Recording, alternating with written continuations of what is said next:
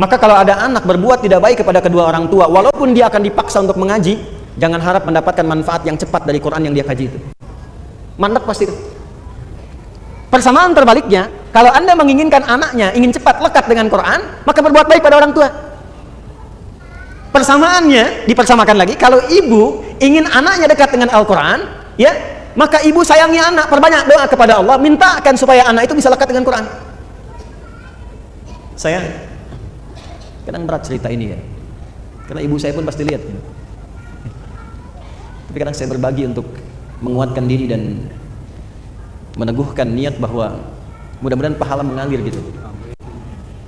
Ibu saya kira saya itu akan mengajar itu kemarin di sini. Dan begitu saya telepon ibu saya tadi pagi, mah, insya Allah saya akan ke Bandung gitu kan. Loh, mama kira tadi malam katanya udah mau nyiapkan handphone, jadi setiap saya ngajar ini sekarang beliau pasti lihat nih. Pasti lihat. Saya mengaji seperti ini. Ayah saya meninggal.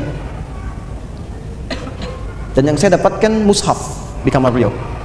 Jadi saya tidak mewarisi pakaian beliau, tidak mewarisi perhiasan beliau, jam misalnya atau apa, tapi saya mewarisi mushafnya aja satu. Saya singkat sajalah supaya saya masih sanggup untuk mengajar. Saya bawa mushaf itu, saya datang ke ruang tengah, saya buka, saya menghadap kiblat, saya katakan, ya Allah, saya sekarang tidak punya kemampuan untuk bisa berbuat baik dalam keadaan ayah hidup karena sudah meninggal. Maka beri saya kesempatan untuk menjadikan setiap bacaan Quran ini, setiap hurufnya mengalir pahalanya untuk ayah saya dan ibu saya. Maka saya mulai membaca, keluar air mata. Saya baca dengan salah satu niatnya pahalanya mengalir untuk orang tua, untuk ayah menerangi kesendirian beliau di alam kubur sana, dan ibu membahagiakan beliau.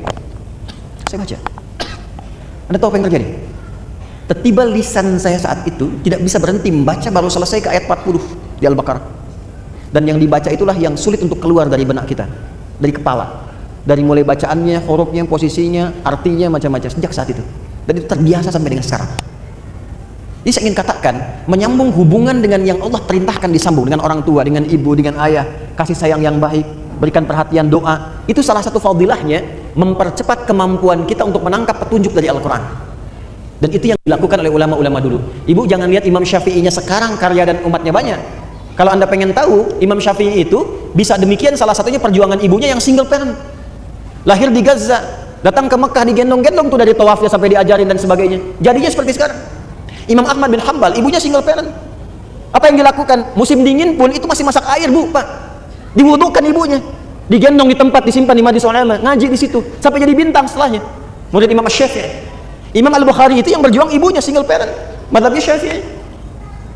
Jadi ada persamaan antara menyambung sesuatu dengan erat dengan petunjuk dari Al-Quran. Maka kalau ingin mendapatkan kemuliaan Al-Quran, dimulai dengan salah satunya apa? Minta ridho orang tua siapa yang masih ada. Minta doa. Ibu jangan diminta, doakan anaknya. Ya, minimal ada satu di keluarga yang jadi kebanggaan. Di akhirat, Bu, karena kalau dunia sementara, harus ada di keluarga Anda itu, saya, kita, yang dipanggil di akhirat mewakili keluarga besar. Jadi kebanggaan. Itu loh anak-anak yang sering Anda lihat orang tuanya itu orang biasa, ya hartanya nggak banyak, makannya terbatas, Anda merasa kasihan. Jangan salah, mungkin yang perlu dikasihani itu Anda, karena dia telah menciptakan, membuat sebuah sistem kehidupannya bahagia di sisi Allah. Jadi kebanggaan. Ternyata anaknya sudah hafal Quran 30 juz. Ternyata orang tuanya hafal Quran dengan 7 riwayat, dan dia siapkan anaknya jadi kebanggaan di akhirat. Saat orang tua yang kadang dipandang sebelah mata di dunia itu, bahkan anaknya mampu memakaikan mahkota di kepala ibu dan ayahnya di hari kiamat kelak. Anda ada di mana? Harus berubah cara berpikirnya. Besok itu wafat, teman-teman. Besok itu kembali.